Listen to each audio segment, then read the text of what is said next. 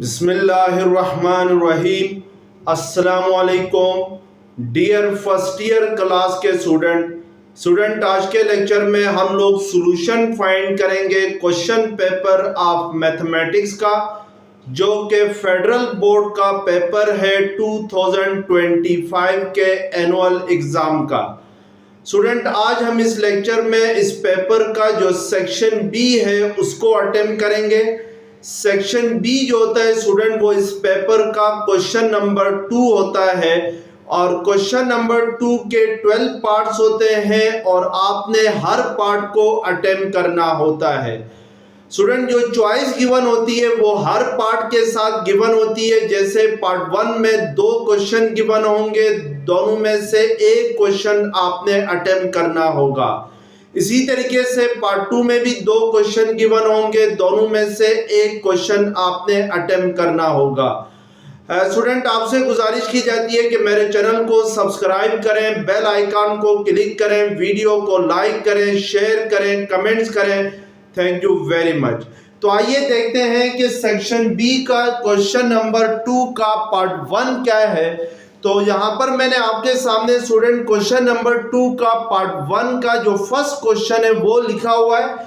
First question है solve the quadratic equation 3z² + 2z + 2 = 0 where z belongs to c means student complex number है by completing square method। यहाँ पे student आपके सामने एक quadratic equation given है। Quadratic equation क्या है? 3z² + 2z + 2 = 0 है। आपने इस क्वाड्रेटिक इक्वेशन को सॉल्व करना है बाय कंप्लीटिंग स्क्वायर मेथड। और हमने यहाँ पे स्टूडेंट पढ़ा हुआ है कि किसी भी क्वाड्रेटिक इक्वेशन को सॉल्व करने के 3 डिफरेंट मेथड्स हैं। फर्स्ट मेथड जो है वो बाय फैक्टराइजेशन मेथड है, second method by quadratic formula है और थर्ड मेथड जो है वो that is by completing square method है। तो इस क्वाड्रेटिक इक्वेशन को हमने कंप्लीटिंग स्क्वायर मेथड के जरिए सॉल्व करना है। तो कंप्लीटिंग स्क्वायर मेथड में सबसे पहले जो कांस्टेंट टर्म है उसको लेफ्ट हैंड साइड से राइट हैंड साइड पे शिफ्ट किया जाएगा। तो यहाँ पर कांस्टेंट टर्म क्या है? +2 है। तो +2 को हम क्या करेंगे? राइट हैंड साइड पे शिफ्ट करेंगे तो ये राइट हैंड साइड पे जाके क्या हो जाएगा? -2 हो जाएगा। और सेकंड स्टेप इसका क्या है कि जो z² है उसके कोफिशिएंट को 1 बनाया जाता है। तो z² का कोफिशिएंट यहाँ पर क्या है? आपके सामने 3 है। तो हम यहाँ पर 3 को क्या बनाएंगे? 1 बनाएंगे। और 3 को 1 कैसे बनाएंगे कि इस इक्वेशन को 3 से डिवाइड करेंगे from both side of the equation. यानी z² के कोफिशिएंट को 1 बनाने के लिए हमने क्या करना है कि इक्वेशन की दोनों साइड पे 3 को डिवाइड करना है। डिवाइडिंग बोथ साइड बाय 3, यानी इक्वेशन की दोनों साइड पे 3 को डिवाइड करेंगे तो हर टर्म के साथ क्या होगा? 3 डिवाइड होगा, 2z के साथ भी 3 डिवाइड होगा और राइट हैंड साइड पे -2 से भी क्या करेंगे? 3 से डिवाइड करेंगे। अब स्टूडेंट जो फर्स्ट टर्म में 3z² डिवाइडेड बाय 3 है, इसमें 3 कैंसिल हो जाएगा, क्या रह जाएगा? z² रह जाएगा। सेकंड टर्म आपके पास होगी 2z डिवाइडेड बाय 3 होगी और राइट हैंड साइड पे आपके पास क्या आ जाएगा? -2/3 आ जाएगा। अब नेक्स्ट स्टेप में हमने फार्मूला यूज करना है। तो जो हमने यहाँ पर फार्मूला यूज करने हैं वो 2 फार्मूलाज हैं। फर्स्ट फार्मूला आपके पास होता है a + b² = a² + 2ab + b² होता है। और सेकंड फार्मूला आपके पास a - b² = a² - 2ab + b² होता है। तो हमने दोनों में से किसी एक फार्मूले का यूज करके स्क्वायर को कंप्लीट करना है left hand side of this equation में। अब स्टूडेंट यहाँ पे कौन सा फार्मूला यूज करें लेफ्ट हैंड साइड पे? तो हमने यहाँ पे देखना है कि जो सेकंड टर्म है लेफ्ट हैंड साइड पे उसके साथ कौन सा साइन है। तो सेकंड टर्म के साथ जो साइन है वो प्लस का साइन है। तो इट मींस कि हम फिर फर्स्ट फार्मूला यूज करेंगे टू कंप्लीट द स्क्वायर, यानी स्क्वायर को कंप्लीट करने के लिए फर्स्ट फार्मूले का यूज करेंगे।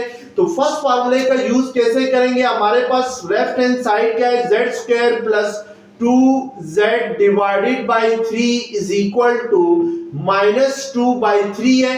तो हम जरा फर्स्ट फार्मूले की राइट हैंड साइड चेक करते हैं कि जो फर्स्ट फार्मूला है उसकी राइट हैंड साइड क्या है, a square plus 2ab plus b square है।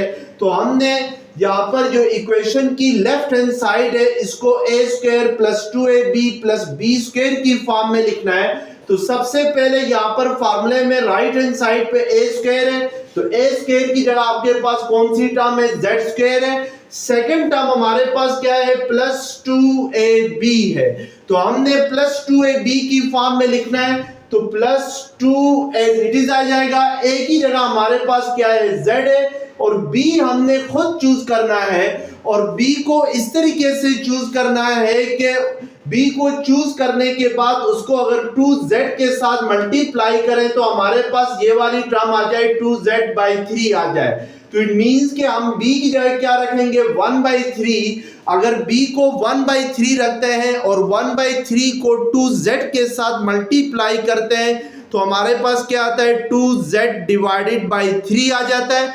अब हमने स्टूडेंट फार्मूले की राइट हैंड साइड पे थर्ड टर्म देखनी है, तो थर्ड टर्म क्या है, प्लस b स्क्वायर है।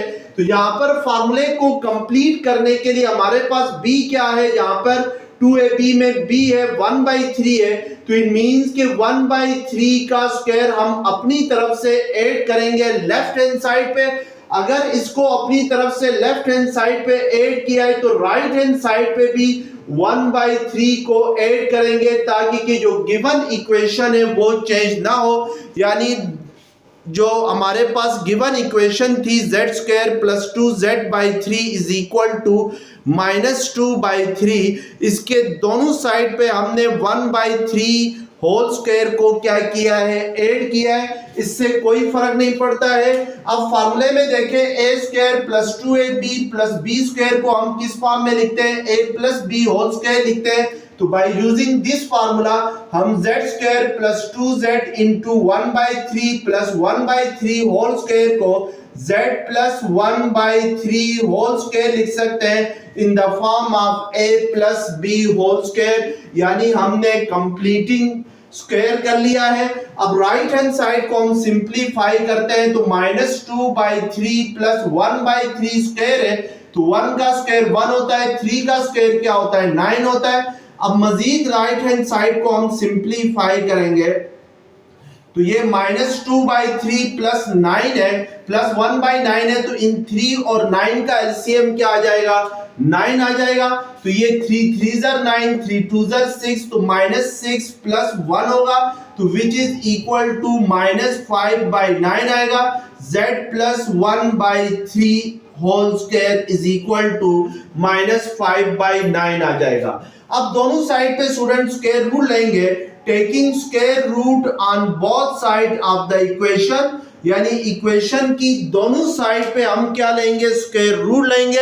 तो लेफ्ट हैंड साइड पे हमारे पास क्या है, इक्वेशन की लेफ्ट हैंड साइड पे है z प्लस 1/3 होल स्क्वायर है, तो ये z प्लस 1/3 होल स्क्वायर का स्क्वायर रूट आएगा। और राइट हैंड साइड पे आपके पास -5/9 है, तो इसका स्क्वायर रूट लेंगे।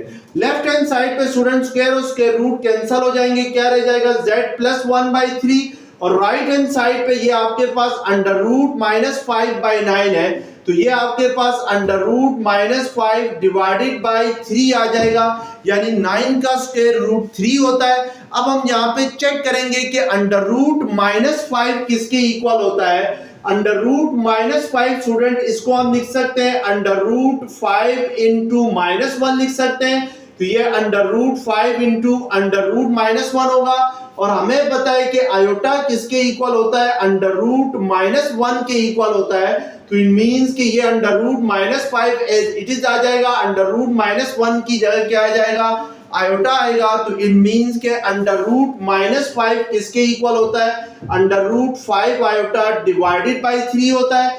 यहां से z किसके इक्वल आएगा, +1/3, सेकंड साइड पे जाके -1/3 प्लस अंडर रूट 5/3 आयोटा आएगा, जिसको हम 3 अगर एलसीएम ले लें तो -1 प्लस √5 आयोटा।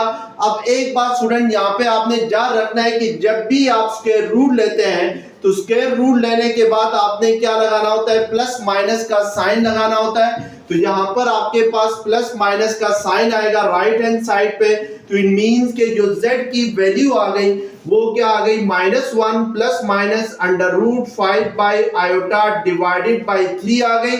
और आपको नजर आ रहा है कि जो z है वो एक कॉम्प्लेक्स नंबर आ रहा है। यानी कॉम्प्लेक्स नंबर क्या होता है कि अगर किसी नंबर में आयोटा इन्वॉल्व हो रहा हो या कोई number a plus iota b की फॉर्म में हो तो वो कॉम्प्लेक्स नंबर होता है। तो इसका नोमिनेटर जो है -1 प्लस माइनस √5 आयोटा है, तो इट मींस कि it is a complex number.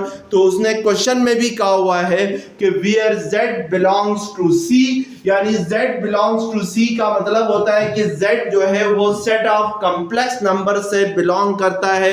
तो इस तरीके से हम इसको कंप्लीटिंग स्क्वायर मेथड के जरिए सॉल्व करेंगे। अब क्वेश्चन नंबर 2 के पार्ट 1 का सेकंड क्वेश्चन आपके सामने लिखा हुआ है। पार्ट 1 का सेकंड क्वेश्चन है, a triangular park has its 3 corners located at point A 2, 3 and 1, point B 5, 7, 2 and point C is 1, 4, 3. Find area of park using cross product of vector. अब student यहाँ पर आपके पास 3 कॉर्नर्स गिवन है किसी triangular park के, और तीनों corners के जो कोऑर्डिनेट्स हैं वो गिवन है। यानी कॉर्नर A के कोऑर्डिनेट्स हैं 2, 3, 1, कॉर्नर बी के कोऑर्डिनेट्स हैं 5, 7, 2 एंड कॉर्नर सी के कोऑर्डिनेट्स हैं 1, 4, 3। आपने इस ट्रायंगुलर पार्क का एरिया फाइंड करना है क्रॉस प्रोडक्ट ऑफ वेक्टर को यूज करते हुए। तो सबसे पहले बात याद रखें स्टूडेंट के, लेट्स सपोज मैं आपके सामने एक ट्रायंगल बनाता हूं और इस ट्रायंगल में इस कॉर्नर को मैं ए का नाम देता हूं, corner A, corner B and corner C. और इस वेक्टर को यानी जो वेक्टर ए बी है इसको लेट्स सपोज ए से रिप्रेजेंट करता हूं, और साइड बी सी को वेक्टर बी के साथ रिप्रेजेंट करता हूं, और साइड सी को वेक्टर सी के साथ रिप्रेजेंट करता हूं। तो फिर जो आपके पास एरिया ऑफ ट्रायंगल होगा, एरिया ऑफ ट्रायंगल किसके इक्वल होगा, एरिया ऑफ ट्रायंगल इक्वल होता है फिर 1/2 इंटू, यानी एरिया ऑफ ट्रायंगल इक्वल होता है magnitude of A cross C के इक्वल होता है, या magnitude of A cross B के इक्वल होता है, या magnitude of C cross B या बी क्रॉस सी के इक्वल होता है। तो this is the area of triangle when vertex of the triangle और corners of the triangle are given. यहाँ पे ये याद रखें स्टूडेंट कि जो एरिया ऑफ ट्रायंगल होगा वो हमेशा दो एडजेसेंट वेक्टर्स का क्रॉस प्रोडक्ट के इक्वल होगा। एडजेसेंट वेक्टर मींस कि जिनका वर्टेक्स कॉमन हो, जैसे वेक्टर ए और वेक्टर सी जो है इनका वर्टेक्स कॉमन वर्टेक्स ए है। तो इट मींस के एरिया ऑफ ट्रायंगल फिर इक्वल होगा magnitude of A cross C के इक्वल होगा, या हम कर सकते हैं area of triangle equal to magnitude of A cross B कर सकते हैं, क्योंकि जो side A and side B है, जब vector A and vector B है इनका कॉमन वर्टेक्स है बी है। इसी तरीके से जब एरिया ऑफ ट्रायंगल इक्वल होगा magnitude of B cross C होगा, तो इट मींस क्योंकि जो वेक्टर बी और वेक्टर सी जो है that have a common vertex C.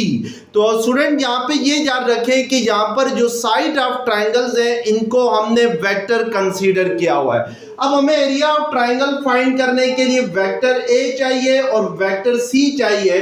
तो ये याद रखें कि लेट्स सपोज अगर मुझे वेक्टर ए निकालना हो कि दो पॉइंट्स गिवन है, पॉइंट ए के कोऑर्डिनेट्स अगर हूं x1, y1 और z1 हूं, और पॉइंट बी के कोऑर्डिनेट्स अगर let's suppose x2, y2 and z2 हूं, तो फिर जो वेक्टर ए बी होगा ये इक्वल होगा x2 minus x1 I hat plus y2 minus y1 J hat plus z2 minus z1 K hat के इक्वल होगा।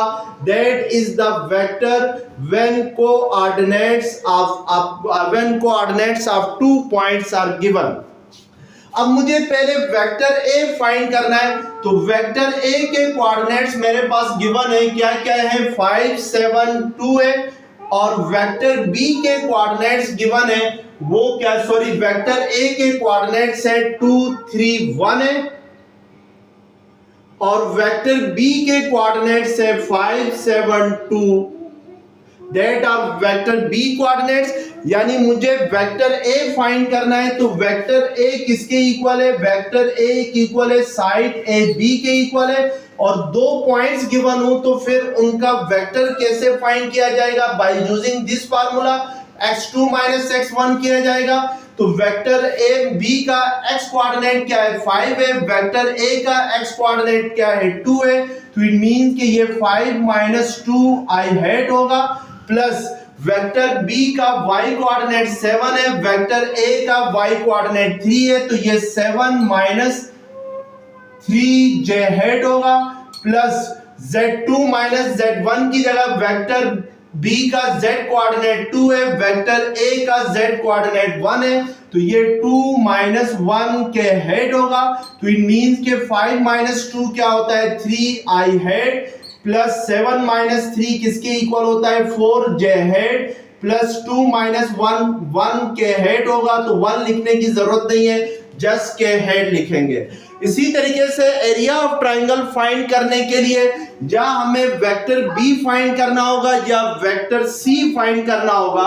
अगर हम वेक्टर सी फाइंड करना चाहें तो वेक्टर सी के कोऑर्डिनेट्स हमें गिवन है 1 4 एंड 3 है। Vector C is equal to है ए सी के, यानी हमने वेक्टर ए सी फाइंड करेंगे तो वो हमारे पास वेक्टर सी आ जाएगा। तो AC फाइंड करने के लिए A के कोऑर्डिनेट्स 2 3 1 है, C के कोऑर्डिनेट्स 1 4 3 है। तो इट मींस कि जो X कोऑर्डिनेट है C का वो 1 है, A का X कोऑर्डिनेट 2 है, तो ये 1 माइनस 2 आई हेड आ जाएगा, plus y2 minus y1 J head होता है। तो वेक्टर C का y कोऑर्डिनेट 4 है, वेक्टर A का 3 है, तो ये 4 माइनस 3 जे हेड होगा, प्लस 3 माइनस 2 3 माइनस 1 के हेड होगा। तो अब ये कि 1 माइनस 2 किसके इक्वल होता है, माइनस 1 के इक्वल होता है, तो ये माइनस आई हेड होगा। 4 माइनस 3 1 जे हेड हो जाएगा, प्लस 3 माइनस 1 किसके इक्वल होता है, 2 के हेड के इक्वल होता है। तो that is the vector C आ जाएगा। अब हम स्टूडेंट यहां पर क्या करेंगे कि वेक्टर ए और सी में क्रॉस प्रोडक्ट लेंगे। तो वेक्टर ए और सी में क्रॉस प्रोडक्ट आप कैसे लेते हैं ये आपको मालूम है पहले से ही। ये student area of triangle equal to मैंने लिखा है magnitude of A cross C के इक्वल होता है। यहां पर 1/2 भी इसके साथ मल्टीप्लाई करना है, क्योंकि जो एरिया ऑफ अ पैरेललोग्राम होता है वो किसके इक्वल होता है, cross product of A and C होता है। पैरेललोग्राम का हाफ जो होता है that is area of triangle होता है। तो इट मींस के area of triangle by cross product ये किसके इक्वल होता है, 1/2 इंटू ए क्रॉस सी के इक्वल होता है। इसको आप दुरुस्त कर लें। अब स्टूडेंट दो वेक्टर्स हों और दोनों का क्रॉस प्रोडक्ट लेना हो तो कैसे क्रॉस प्रोडक्ट लिया जाता है ये पहले देखें। लेट्स सपोज अगर वेक्टर ए आपके पास है a1 आई हेड प्लस b1 जे हेड प्लस c1 के हेड है, और वेक्टर बी आपके पास लेट्स सपोज है b1 आई हेड प्लस b2 जे हेड प्लस b3 के हेड है। ये आप a1 a2 a3 कर लें। तो देन A क्रॉस B किसके इक्वल होता है, मैग्नीट्यूड ऑफ फर्स्ट रो में I J K, second row में वेक्टर A के कोफिशिएंट्स आएंगे A1 A2 A3, और थर्ड रो में वेक्टर B के कोफिशिएंट आएंगे B1 B2 B3। तो this is the determinant vector A cross B किसके इक्वल होगा, determinant of I J K second row में A1 A2 A3, third row में B1 B2 B3 आ जाएगा। अब हमने वेक्टर A और वेक्टर C में क्रॉस प्रोडक्ट लेना है, तो ये आएगा डिटर्मिनेंट ऑफ वेक्टर A के कोफिशिएंट्स क्या है, फर्स्ट रो में I J K लिखेंगे, सेकंड रो में वेक्टर A के कोफिशिएंट लिखेंगे 3 4 1, थर्ड रो में वेक्टर C के कोफिशिएंट लिखेंगे, तो वेक्टर C का जो I कंपोनेंट है वो -1 है और प्लस J, तो J का कोफिशिएंट क्या आता है 1 आता है और K का कोफिशिएंट क्या है 2 है। अब हम इसका डिटरमिनेंट लेंगे तो हमारे पास A क्रॉस C आ जाएगा। अब डिटरमिनेंट लेने के लिए हम इसको एक्सपेंड करेंगे फ्रॉम रो 1, तो रो 1 आपके पास क्या है I J K है और रो 1 की फर्स्ट एंट्री I है, I को लिखेंगे और I जिस रो में है, जिस कॉलम में है, इसको डिलीट कर देंगे, तो I फर्स्ट कॉलम में है, फर्स्ट रो में, तो फर्स्ट कॉलम और फर्स्ट रो को डिलीट करेंगे, बाकी एंट्रीज का डिटरमिनेंट लेंगे, तो बाकी जो रिमेनिंग एंट्रीज है वो क्या क्या है 4 1 1 2 है, तो इस 4 को 2 के साथ मल्टीप्लाई करेंगे, 4 2 8 -1 1 1, और इस रो 1 की सेकंड एंट्री क्या है J है, J के साथ कौन सा साइन आता है, बाय डेफिनेशन J के साथ माइनस का साइन आता है। J जिस कॉलम में है, जिस रो में है, उसको डिलीट करना है, तो सेकंड कॉलम और फर्स्ट रो को डिलीट करेंगे, तो रिमेनिंग एंट्रीज का डिटरमिनेंट लेंगे, 3 into 2 क्या होगा 3 2 6, -1 into -1 क्या होगा -1 होगा। इसी तरीके से थर्ड एंट्री रो 1 की क्या है K है, अब K किस कॉलम में, थर्ड कॉलम में, फर्स्ट रो में, तो थर्ड कॉलम और फर्स्ट रो को डिलीट करेंगे, बाकी एंट्रीज का हम क्या लेंगे डिटरमिनेंट लेंगे, तो 3 1 3 आ जाएगा, -4 into -1 क्या आएगा -4 आएगा, तो ये आपके पास किसके इक्वल आएगा A क्रॉस C इक्वल आएगा 8 -1 7 I had, ये माइनस इंटू माइनस क्या होता है प्लस होता है, तो ये 6 + 1 7 J हेड प्लस ये माइनस इंटू माइनस ये भी किसके इक्वल होगा प्लस के इक्वल होगा, 3 + 4 क्या होता है 7 होता है, प्लस 7 के head, that is A cross C। अब इसका हम क्या लेंगे मैग्नीट्यूड लेंगे, तो अब मैग्नीट्यूड किसी वेक्टर का कैसे लिया जाता है कि लेट्स सपोज अगर आपके पास एक वेक्टर है A = A1 I head plus A2 J head plus A3 के हेड है, तो इसके मैग्नीट्यूड को हम रिप्रेजेंट करते हैं इस तरीके से, और ये इक्वल होता है √A1 का स्क्वायर प्लस A2 का स्क्वायर प्लस A3 का स्क्वायर। तो इट मींस कि हमने magnitude of A cross C लेना है, तो ये आपके पास है 7 I head minus 7 J head plus 7 के हेड है, तो इसका मैग्नीट्यूड क्या आएगा √7 स्क्वायर प्लस -7 का स्क्वायर प्लस 7 का स्क्वायर, तो ये आपके पास 49 + 49 + 49 आएगा, क्योंकि 7 का स्क्वायर क्या होता है 49 होता है, तो magnitude of A cross C किसके इक्वल आ जाएगा 3 × 49 के इक्वल आएगा। तो इसको अगर मल्टीप्लाई करते हैं तो 3 9 क्या होता है 27 होता है, 2 कैरी गया, 3 4 12 + 2 क्या आ जाएगा 147 आ जाएगा। अब हम student area of triangle find करते हैं, तो बाय फार्मूला क्रॉस प्रोडक्ट के जरिए एरिया ऑफ ट्राइंगल फाइंड करने का फार्मूला क्या होता है कि एरिया ऑफ ट्राइंगल ABC किसके इक्वल होगा 1/2 × magnitude of A cross C के इक्वल होगा। तो magnitude of A cross C हमारे पास किसके इक्वल आ गई √147 आ गई, तो इट मींस कि ये जो एरिया ऑफ ट्राइंगल आएगा वो √147/2 स्क्वायर यूनिट एरिया आ जाएगा। स्क्वायर यूनिट इसलिए लिखते हैं स्टूडेंट क्योंकि एरिया की जो यूनिट होती है वो स्क्वायर यूनिट होती है, जैसे एरिया को हम मीटर स्क्वायर में या किलोमीटर स्क्वायर में या मिलीमीटर स्क्वायर में मेजर करते हैं, तो इसलिए हम आखिर में स्क्वायर यूनिट लिखते हैं, क्योंकि हमें यहाँ पर ये नहीं गिवन है कि यहाँ पे यूनिट कौन सी यूज़ हो रही है, मीटर की यूज़ हो रही है, किलोमीटर की यूज़ हो रही है, तो इसलिए हम जस्ट इसको स्क्वायर यूनिट लिखेंगे। तो hence the area of this triangle is under root 147 divided by 2, square unit आएगा, which is by cross product of vector A and C. तो यहाँ पर स्टूडेंट हम इसका area vector cross product of vector A and B के जरिए भी find कर सकते हैं, आप cross product of vector B and C के जरिए भी फाइंड कर सकते हैं, लेकिन हमेशा याद रखना कि उन दो साइड्स का क्रॉस प्रोडक्ट लेना जिनका वर्टेक्स कॉमन हो। तो जैसे हमने यहाँ पर ए और सी का क्रॉस प्रोडक्ट लिया है, क्योंकि ए और सी का जो वर्टेक्स कॉमन वर्टेक्स जो है वो ए है। इसी तरीके से आप ए और बी का क्रॉस प्रोडक्ट लेंगे तो उसका कॉमन वर्टेक्स क्या होगा, बी होगा। बी और सी का क्रॉस प्रोडक्ट लेंगे तो उसका कॉमन वर्टेक्स क्या होगा, सी होगा। अब आपके सामने पार्ट 2 का फर्स्ट क्वेश्चन लिखा हुआ है। पार्ट 2 का फर्स्ट क्वेश्चन है, verify that sine theta into sine pi by 3 minus theta into sin pi by 3 plus theta is equal to 1/4 into sin 3 theta। Student आपने यहाँ पे ये याद रखना है कि जब भी आपके सामने क्वेश्चन में ये आ जाए कि वेरीफाई दैट या शो दैट, तो इट मीन्स कि आपने लेफ्ट हैंड साइड को राइट हैंड साइड के इक्वल करना होता है।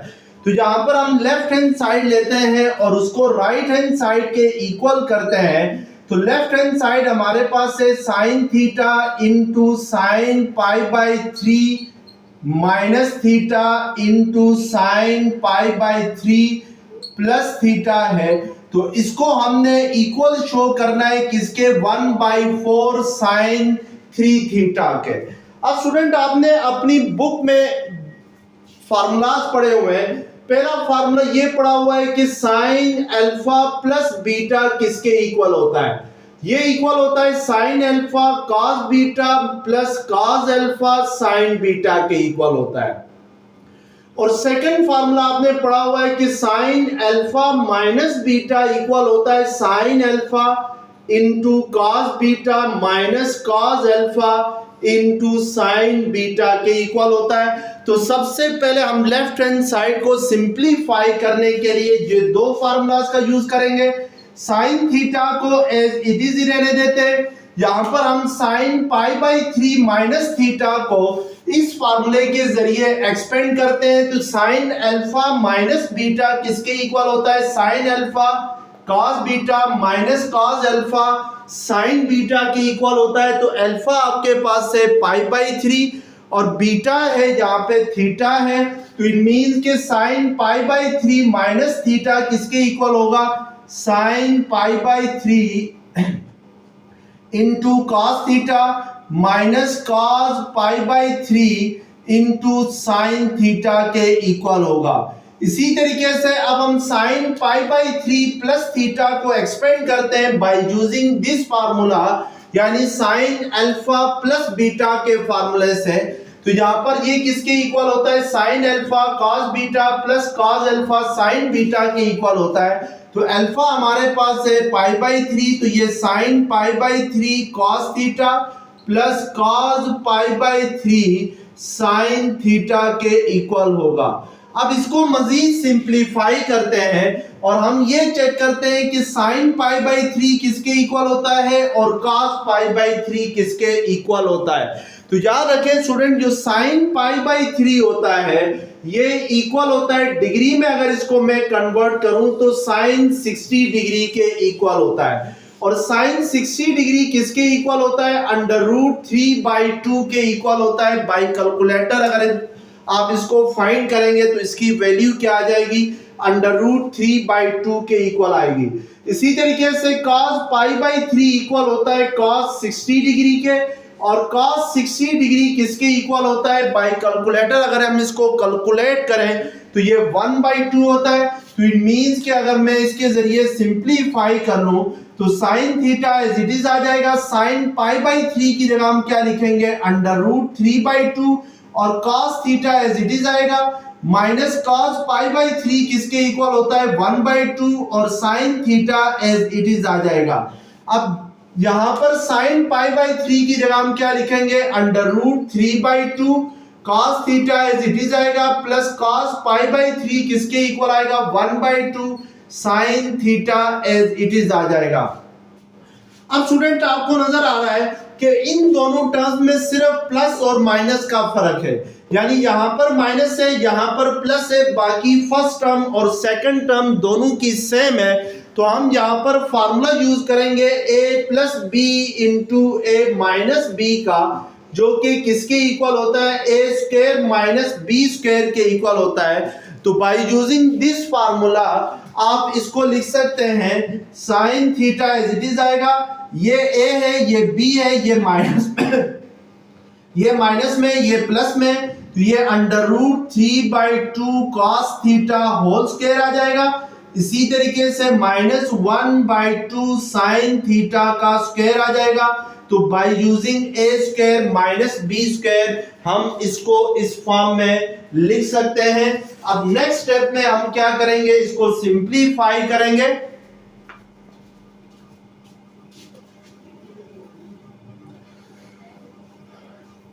तो ये आपके पास sine theta as it is आ जाएगा, under root 3/2 cos theta whole square है, तो स्क्वायर और स्क्वायर रूट कट के यहाँ पे 3 रह जाएगा, 2 का स्क्वायर क्या होता है 4, cos square theta as it is आ जाएगा, minus 1/2 sine theta whole square है, तो 1/2 का स्क्वायर 1/4 होगा, साइन स्क्वायर थीटा होगा। तो ये आपके पास सिंप्लीफाइड फॉर्म आ जाएगी, ये मल्टीप्लीकेशन है नॉट इक्वल। तो ये साइन थीटा इंटू इन दोनों में स्टूडेंट हम 1/4 कॉमन ले लेंगे, तो यहां पर 3 cos square theta minus sine square theta रह जाएगा। अब हम यहां पे फार्मूला यूज करेंगे, 3 cos स्क्वायर थीटा हमें पता है ये इक्वल होता है 1 माइनस साइन स्क्वायर थीटा के इक्वल होता है। ये फार्मूला कहां से आता है, sign square theta plus cos square theta किसके इक्वल होता है, 1 के इक्वल होता है। तो cos स्क्वायर थीटा यहां से किसके इक्वल होगा, 1 माइनस साइन स्क्वायर थीटा के इक्वल होगा। तो इस cos स्क्वायर थीटा की जगह हम 1 minus sine square theta minus sine square theta as it is आ जाएगा। तो ये sine theta divided by 4 into 3 को 1 के साथ मल्टीप्लाई करेंगे, 3 आ जाएगा, 3 sine square theta minus sine square theta as it is आ जाएगा। अब मजीद अगर इसको हम सिंप्लीफाई करें तो -3 sine square theta minus sine square theta किसके इक्वल होता है, ये इक्वल होता है -4 साइन स्क्वायर थीटा के इक्वल होता है। अब यहाँ पे स्टूडेंट साइन थीटा को अंदर मल्टीप्लाई करेंगे, 1/4 को एज इट इज रहने देंगे, तो ये 3 sine theta minus 4 sine cube theta के इक्वल होता है। अब आपने याद रखना है कि ट्रिपल एंगल आइडेंटिटीज हमने पढ़ी हुई है अपनी बुक में। ट्रिपल एंगल आइडेंटिटीज में जो साइन 3 अल्फा है ये किसके इक्वल होता है, ये इक्वल होता है 3 sine alpha minus 4 sine cube alpha के इक्वल होता है। तो इट मींस के ये जो ब्रैकेट वाली एक्सप्रेशन है 3 sine theta minus 4 sine cube theta, ये इस फॉर्म में आ गई है। तो इसको हम लिख सकते हैं 1/4 इंटू साइन 3 थीटा लिख सकते हैं by using triple angle identities of sine theta. तो इट मींस के which is left hand side equal to right hand side, क्योंकि राइट हैंड साइड में आपके पास क्या है 1/4 इंटू 3 साइन थीटा है। तो आपने लेफ्ट हैंड साइड को क्या कर लिया है, राइट हैंड साइड के इक्वल कर लिया है। अब आपके पास पार्ट 2 का सेकंड क्वेश्चन आपके सामने लिखा हुआ है। पार्ट 2 का सेकंड क्वेश्चन है, verify that n combination r plus n combination r minus 1 is equal to n plus 1 combination r। तो यहाँ पे भी स्टूडेंट आपने लेफ्ट हैंड साइड को राइट हैंड साइड के इक्वल करना है। तो लेफ्ट हैंड साइड आपके पास है n combination r plus n combination r minus 1 है। तो हम लेफ्ट हैंड साइड लेते हैं और इसको राइट हैंड साइड के इक्वल करते हैं। आपने स्टूडेंट अपनी बुक में कॉम्बिनेशन का फार्मूला पढ़ा हुआ है, यानी कॉम्बिनेशन का फार्मूला क्या होता है कि लेट्स सपोज अगर आपके पास टोटल ऑब्जेक्ट्स है n और आपने n में से r ऑब्जेक्ट चूज करके कॉम्बिनेशन बनानी है, तो इसको मैथमेटिकली हम कैसे लिखते हैं, इस तरीके से लिखते हैं या इसको इस तरीके से भी लिखा जाता है, NCR की फॉर्म में भी लिखा जाता है। और NCR इक्वल होता है n factorial divided by r factorial into n minus r factorial के इक्वल होता है। This is the formula of combination NCR। तो यहां पर आपके पास NR है तो NR को हम NCR भी लिख सकते हैं, प्लस NR माइनस 1 है तो इसको आप N कॉम्बिनेशन R माइनस 1 भी लिख सकते हैं। अब हम इस पे फार्मूला यूज करेंगे इन दोनों पे और इसको राइट हैंड साइड के इक्वल करेंगे। तो राइट हैंड साइड आपके पास क्या है, n प्लस 1 कॉम्बिनेशन R है, यानी ये n प्लस 1 CR है, तो हमने इसको n प्लस 1 CR के इक्वल लेके आना है।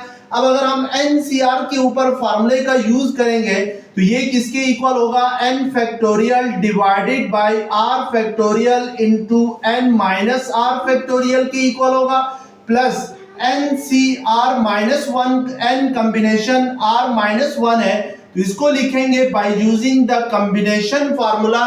तो आप इसको कंपेयर करें कॉम्बिनेशन के फार्मूले के साथ, तो n की जगह आपके पास n ही है, r की जगह आपके पास क्या है, r माइनस 1 है, तो NCR किसके इक्वल होता है, n factorial divided by r factorial into n minus r factorial होता है। तो n फैक्टोरियल की जगह आपके पास यही n फैक्टोरियल आएगा, r फैक्टोरियल की जगह जहां पे क्या है, r माइनस 1 है तो हम r माइनस 1 फैक्टोरियल लिखेंगे, और इनटू n माइनस r है तो n माइनस r की जगह हम क्या लिखेंगे, r माइनस 1 लिखेंगे और फैक्टोरियल लिखेंगे, यानी r को रिप्लेस करेंगे, जो फार्मूले के अंदर r है उसको रिप्लेस करेंगे r माइनस 1 के साथ। अब इसको सिंप्लीफाई करते हैं तो ये n factorial as it is आएगा, r फैक्टोरियल भी एज इट इज आएगा, n माइनस r फैक्टोरियल भी एज इट इज आएगा। सेकंड टर्म में n factorial divided by r minus 1 factorial into n minus r, n minus bracket में r minus 1 है, अगर bracket हटा दूं तो ये n minus r plus 1 factorial हो जाएगा, तो इसको हम राइट करेंगे। अब स्टूडेंट हम जरा इसको मजीद सिंप्लीफाई करते हैं, उसके लिए जो फर्स्ट टर्म में r फैक्टोरियल है तो r फैक्टोरियल को मैं r into r minus 1 factorial लिख सकता हूं और n माइनस r फैक्टोरियल को एज इट इज लिख सकता हूं। स्टूडेंट जैसे आपके सामने अगर n फैक्टोरियल हो तो n फैक्टोरियल मींस के product of natural number from 1 to n होता है, यानी n फैक्टोरियल का क्या मतलब होता है कि n फैक्टोरियल का मतलब ये होता है कि product of natural number from n to 1, यानी n into n minus 1 into n minus 2 into n minus 3, ये कहां तक मल्टीप्लाई होते हैं, 3 टू 1 तक। जैसे मेरे पास 5 फैक्टोरियल है तो 5 फैक्टोरियल को मैं 5 इंटू 4 इंटू 3 इंटू 2 इंटू 1 लिख सकता हूं, क्योंकि 5 फैक्टोरियल मीन्स के product of natural number from 5 to 1 होता है। और इस 5 फैक्टोरियल को स्टूडेंट आप 5 इंटू 4 फैक्टोरियल भी लिख सकते हैं, या इसको आप 5 इंटू 4 की जगह हम 5 माइनस 1 भी लिखें तो कोई फर्क नहीं पड़ता है। तो इट मीन्स के 5 फैक्टोरियल को आप 5 इंटू 5 माइनस 1 फैक्टोरियल भी लिख सकते हैं। बिल्कुल सेम इसी तरीके से r फैक्टोरियल को हम r into r minus 1 factorial भी लिख सकते हैं, तो ये सेम चीज होती है। इसी तरीके से n factorial divided by r minus 1 factorial को मैं एज इट इज रहने देता हूं, n minus r plus 1 factorial को मैं n minus r plus 1 into n minus r factorial लिख सकता हूं by using by definition of factorial. आप इसको इस तरीके से भी लिख सकते हैं, जैसे हमारे पास n फैक्टोरियल किसके इक्वल है, n into n minus 1, n minus 2, n minus 3 up to 3 to 1 तक है, तो इसको हम n फैक्टोरियल को n into n minus 1 factorial भी लिख सकते हैं, क्योंकि n से आगे जितने नंबर हैं ये सारे n माइनस 1 फैक्टोरियल है। तो इसको फिर इसी बाय सेम मेथड हम n माइनस आर प्लस 1 को n minus are plus 1 into n minus are factorial भी लिख सकते हैं, क्योंकि n minus are plus 1 factorial किसके इक्वल होगा, n माइनस आर प्लस 1, एक 1 सब्ट्रैक्ट करते जाएंगे तो n माइनस आर प्लस 1 में से 1 सब्ट्रैक्ट करेंगे अगली टर्म आ जाएगी, n माइनस आर प्लस 1 में से 2 सब्ट्रैक्ट करेंगे अगली टर्म आ जाएगी। इसी तरीके से ये कहां तक प्रोडक्ट होगा, 3 2 1 तक होगा। तो ये प्लस 1 माइनस 1 कैंसिल हो जाएगा, तो सेकंड टर्म में क्या रह जाएगा, n minus r, third term में प्लस 1 माइनस 2 क्या हो जाएगा, आपके पास माइनस 1 होगा। तो ये इसी तरीके से चलते जाएंगे, तो इससे आगे जितनी टर्म्स है सबको n माइनस आर फैक्टोरियल लिखा जा सकता है। तो बाय यूजिंग दिस फार्मूला हमने इसको इस तरीके से लिखा है। अब इसको हम मजीद सिंप्लीफाई करेंगे, तो अब यहाँ पे देखें कि इन दोनों टर्म्स में क्या कॉमन आ रहा है। तो नोमिनेटर में n फैक्टोरियल कॉमन आ रहा है, तो n फैक्टोरियल हम कॉमन ले लेंगे। डिनोमिनेटर में स्टूडेंट ये r माइनस 1 फैक्टोरियल है, यहाँ पर भी r माइनस 1 फैक्टोरियल है, तो इट मीन्स के r माइनस 1 फैक्टोरियल कॉमन ले लेंगे। और ये n माइनस आर फैक्टोरियल है और ये भी n माइनस आर फैक्टोरियल है, तो इट मीन्स के n माइनस आर फैक्टोरियल क्या आ जाएगा, कॉमन आ जाएगा। अगर इनको कॉमन ले लें तो कॉमन लेने के बाद जो एक्सप्रेशन आएगी उसमें फर्स्ट टर्म में क्या रह जाएगा, 1 बाई आर रह जाएगा, और सेकंड टर्म में क्या रह जाएगा, n फैक्टोरियल कॉमन आ गया, r माइनस 1 फैक्टोरियल कॉमन आ गया, n minus are factorial common आ गया, तो क्या रह गया, 1 divided by n minus are plus 1 रह गया। तो ये आप सिंप्लीफाई करके यानी कॉमन लेके इसको इस तरीके से लिख सकते हैं।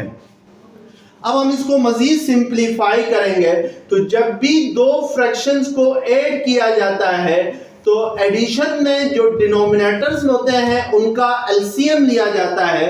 तो r और n माइनस आर प्लस 1 का एलसीएम होगा r into n minus are plus 1 होगा, n माइनस आर प्लस 1 इस 1 के साथ मल्टीप्लाई होगा तो यही आएगा, और r इसके साथ 1 के साथ मल्टीप्लाई होगा तो आपके पास r आ जाएगा।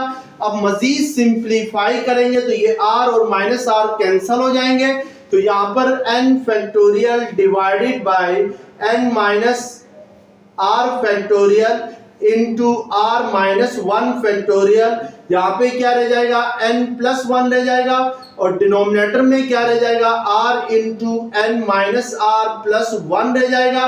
अब इसको हम स्टूडेंट n प्लस 1 को हम n फैक्टोरियल के साथ मल्टीप्लाई करेंगे, तो ये n plus 1 into n factorial होगा डिवाइडेड बाय इसी तरीके से n minus are plus 1 into r denominator के साथ मल्टीप्लाई होगा, तो r को हम r माइनस 1 फैक्टोरियल के साथ मल्टीप्लाई करेंगे, और n माइनस आर प्लस 1 को n माइनस आर फैक्टोरियल के साथ मल्टीप्लाई करेंगे, तो ये आपके पास आ जाएगा n minus are plus 1 into n minus are factorial आ जाएगा।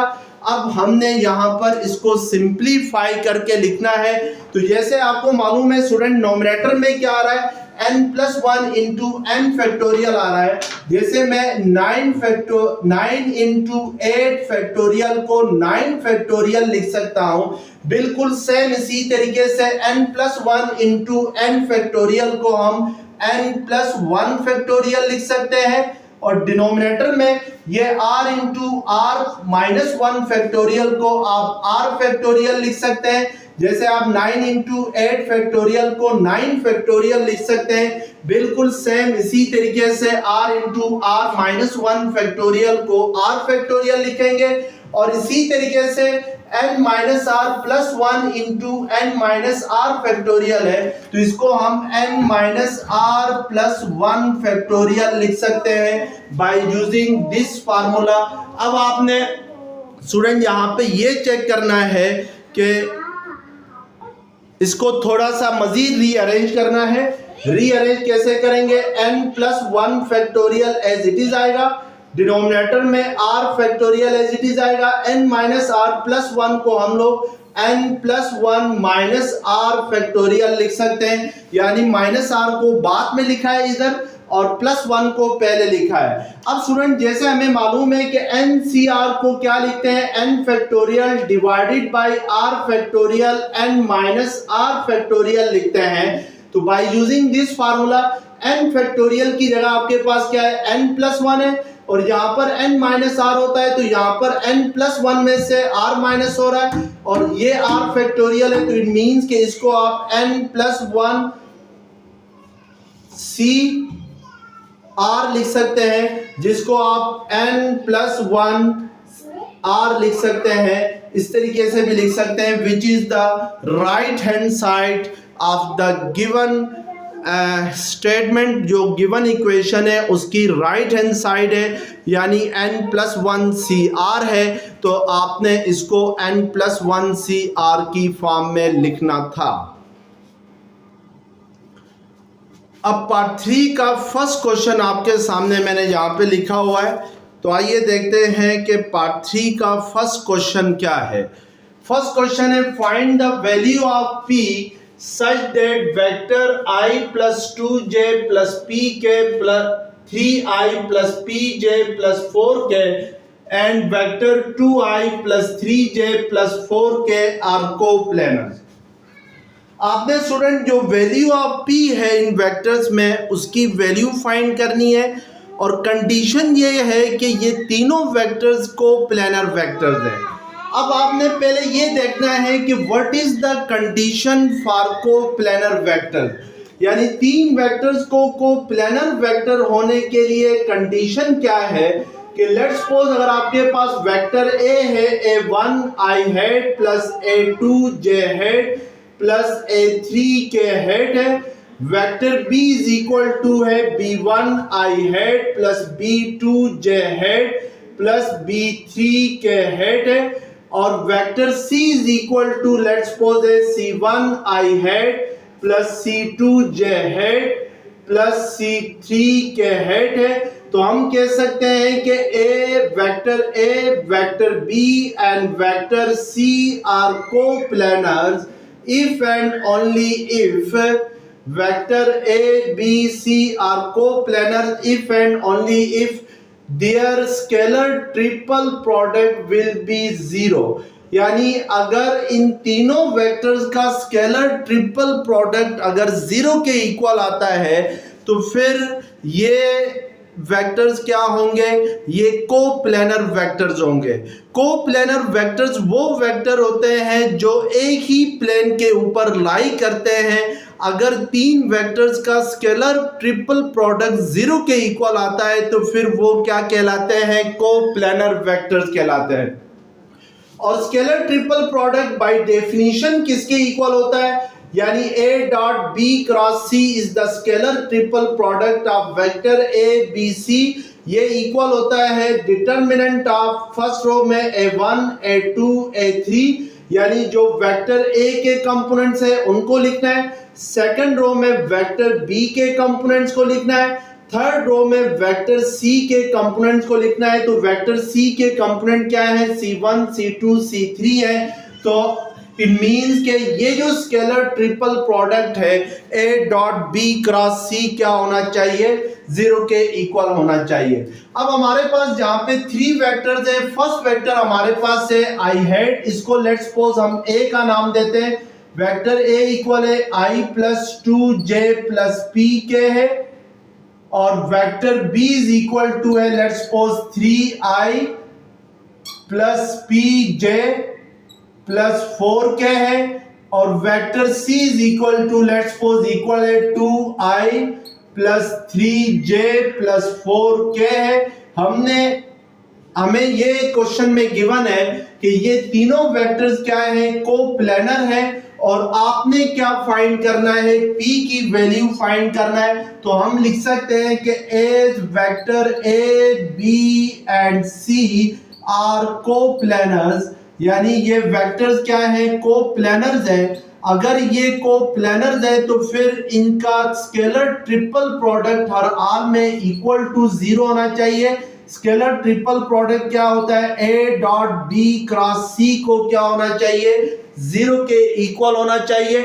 अब by definition scalar triple product किसके इक्वल होता है, डिटरमिनेंट ऑफ फर्स्ट रो में वेक्टर ए के कंपोनेंट्स आएंगे a1 a2 a3। तो वेक्टर ए आपके पास ये है, इसके कंपोनेंट्स क्या है, आई हेड का कोफिशिएंट 1 है, जे का कोफिशिएंट 2 है, के का कोफिशिएंट p है। सेकंड रो में वेक्टर बी के कंपोनेंट्स आना चाहिए। तो वेक्टर बी के कंपोनेंट्स क्या है 3p एंड 4 है। और थर्ड रो में वेक्टर सी के कंपोनेंट्स आने चाहिए जो कि क्या है 2 3 4 है। अब हमने इनका डिटरमिनेंट लाना है बाय एक्सपेंडिंग फर्स्ट रो, यानी फर्स्ट रो से इसको एक्सपेंड करते हैं। तो फर्स्ट रो की फर्स्ट एंट्री 1 है, 1 जिस कॉलम में है, जिस रो में है उसको डिलीट करना है। तो इट मींस कि फर्स्ट रो और फर्स्ट कॉलम डिलीट हो जाएंगे, रिमेनिंग एंट्रीज का डिटरमिनेंट आएगा। तो 4p इंटू 4 किसके इक्वल होता है, 4p माइनस 4 3 12। सेकंड एंट्री 2 है, तो 2 के साथ क्या साइन आएगा, -2 का। तो इट मींस के 2 किस कॉलम में, सेकंड कॉलम में, फर्स्ट रो में है। तो 3 4 12 माइनस 4 2 8 आ जाएगा। और इसी तरीके से थर्ड एंट्री है p के साथ प्लस का साइन आएगा लास्ट कॉलम, और फर्स्ट रो डिलीट हो जाएंगे। 3 3 9 माइनस p इंटू 2 क्या होगा, 2p होगा। और ये डिटरमिनेंट किसके इक्वल होगा, 0 के इक्वल होगा। तो ये 4p minus 12 as it is आएगा। ये 12 माइनस 4 क्या होता है, 4 4 2 8। तो प्लस p को अंदर मल्टीप्लाई करेंगे तो ये 9p minus 2p square equal to 0 आएगा। इसको मजीद सिंप्लीफाई करें तो ये आपके पास 4p प्लस 9p किसके इक्वल होता है, 13p के इक्वल होता है। और -12 माइनस 8 क्या होता है, -20 होता है। -2p square as it is आएगा इक्वल टू 0। यहां से इसको मजीद हम सिंप्लीफाई करते हैं। -2p स्क्वायर को हम पहले लिखते हैं -20 और 13p को लास्ट में लिखते हैं इक्वल टू 0। माइनस कॉमन लेते हैं तो ये 2p square plus 20 minus 13p equal to 0 आ जाएगा। सॉरी, ये 13p को आपने मिड टर्म में लिखना है, नॉट लास्ट टर्म। यानी इसको हम इस तरीके से तरतीब देंगे, -2p square plus 13p minus 20 equal to 0। तो माइनस कॉमन ले लेंगे तो ये 2p square minus 13p plus 20 equal to 0 आ जाएगा। अब आपने इसको by breaking mid term solve करके p की वैल्यू फाइंड करनी है। तो मिड टर्म को ब्रेक करते हैं, माइनस स्टूडेंट सेकंड साइड पे जाके 0 हो जाएगा। तो ये आपके पास होगा 2p square minus 13p plus 20 equal to 0 आ जाएगा, विच इज क्वाड्रेटिक इक्वेशन। और इस क्वाड्रेटिक इक्वेशन को हम बाय फैक्टराइजेशन मेथड सॉल्व करते हैं। तो -2p स्क्वायर को 20 के साथ मल्टीप्लाई करें तो 40p स्क्वायर आता है। अब आपने 40p स्क्वायर के दो फैक्टर बनाने हैं जिनका सम -13p आ जाए। तो 8 5 40 होता है। तो इट मीन्स के -8p minus 5p plus 20 equal to 0 आएगा। 2p माइनस 8p में 2p कॉमन ले लेंगे तो ये p minus 2 4 8, minus 5p plus 20 में -5 कॉमन ले लेंगे तो p माइनस 5 4 20 इक्वल टू 0 आएगा। अब p माइनस 4 कॉमन आएगा तो यहाँ पे 2p माइनस 5 रह जाएगा इक्वल टू 0। यहाँ से p माइनस 4 0 आएगा 1 और 2p माइनस 5 इक्वल टू 0 आएगा। यहाँ से p की वैल्यू 4 आ जाएगी और यहाँ से 2p इज इक्वल टू 5। तो p की वैल्यू क्या आ जाएगी, 5/2 आ जाएगी। तो इट मीन्स के p की दो वैल्यूज हमारे पास आ गई हैं। p 4 भी हो सकता है और p 5/2 भी हो सकता है। दोनों में से कोई भी वैल्यू हम पुट करेंगे। अब आपके पास पार्ट 3 का सेकंड क्वेश्चन है, find the maximum and minimum value of the function f of theta is equal to 1 divided by 3 plus 5 cos 2 theta plus pi. Student, इस गिवन फंक्शन की आपने मैक्सिमम वैल्यू और minimum value find करनी है। तो इसका मतलब है कि यहाँ पर इसका डिनोमिनेटर जो बिहेवियर रखेगा उसके मुताबिक इसकी वैल्यू मैक्सिमम होगी और मिनिमम होगी। तो हमारे पास डिनोमिनेटर में क्या है, 3 plus 5 into cos 2 theta plus 5 है। तो हम इसका रेसिप्रोकल फंक्शन पहले चेक करते हैं कि रेसिप्रोकल फंक्शन क्या होगा। रेसिप्रोकल फंक्शन इसका होगा एफ ऑफ थीटा का रेसिप्रोकल फंक्शन होगा 3 plus 5 cos 2 theta plus pi होगा। अब इसको हम कंपेयर करते हैं, compare it with f of theta is equal to a plus b cos theta के, यानी a plus b cos theta यहाँ पर मैक्सिमम होगा, वहां पर जो रेसिप्रोकल फंक्शन होगा वो भी मैक्सिमम होगा, और यहाँ पर f of a plus b cos theta minimum होगा, वहीं पे ये रेसिप्रोकल फंक्शन क्या होगा, मिनिमम होगा। तो हम यहाँ पर पहले इसकी मैक्सिमम वैल्यू फाइंड करते हैं और यहाँ पर इसकी मिनिमम वैल्यू फाइंड करते हैं। जो रेसिप्रोकल फंक्शन है उसकी मैक्सिमम वैल्यू और मिनिमम वैल्यू फाइंड करते हैं। अब स्टूडेंट याद रखें कि a plus b cos theta की जो मैक्सिमम वैल्यू होती है वो होती है a magnitude of a plus magnitude of b के इक्वल होती है, क्योंकि कॉस थीटा जो होता है वो कॉस थीटा की मैक्सिमम वैल्यू 1 होती है और जो मिनिमम वैल्यू होती है वो क्या होती है, कॉस थीटा की वो -1 होती है। तो इट मींस कि यहाँ पर हमने जो यहाँ पर ये देखना होगा कि cos थीटा कहाँ पर मैक्सिमम होता है। जहां पर cos थीटा मैक्सिमम होगा वहां पर a plus b cos theta maximum होगा। तो इट मींस कि cos थीटा की मैक्सिमम वैल्यू 1 होती है, तो फिर f ऑफ थीटा की मैक्सिमम वैल्यू क्या होगी, a प्लस बी होगी। अब अगर हम इसको कंपेयर करें इस रेसिप्रोकल फंक्शन के साथ, तो a हमारे पास क्या है 3 है, b हमारे पास क्या है 4 है, तो मैक्सिमम वैल्यू क्या होगी, मैक्सिमम वैल्यू आपके पास होगी, जब सपोज मैक्सिमम वैल्यू को हम कैपिटल N से रिप्रेजेंट करते हैं, रेसिप्रोकल फंक्शन की मैक्सिमम वैल्यू होगी 3 प्लस 5 होगी, क्योंकि कंपेयर करते हैं तो a क्या है 3 है, b क्या है आपके पास 5 है, a की जगह 3 है, b की जगह क्या है 5 है। तो इट मींस के maximum value of reciprocal function will be 7। तो अब मिनिमम वैल्यू फाइंड करते हैं। तो मिनिमम वैल्यू क्या होती है, cos थीटा की मिनिमम वैल्यू -1 होती है, तो ये a minus magnitude of b होगी। मिनिमम वैल्यू को लेट्स सपोज हम m डैश के साथ रिप्रेजेंट करते हैं, तो a हमारे पास 3 है, b -5 है। तो minimum value of reciprocal function यानी इस रेसिप्रोकल फंक्शन की मिनिमम वैल्यू क्या होती है, -2 होती है। मैक्सिमम वैल्यू क्या होती है 7 होती है। अब हम जो गिवन फंक्शन है उसकी मैक्सिमम वैल्यू फाइंड करेंगे। तो गिवन फंक्शन जो होगा वो इस रेसिप्रोकल फंक्शन का अगेन हम रेसिप्रोकल लेंगे, तो यहां पर मैक्सिमम वैल्यू ऑफ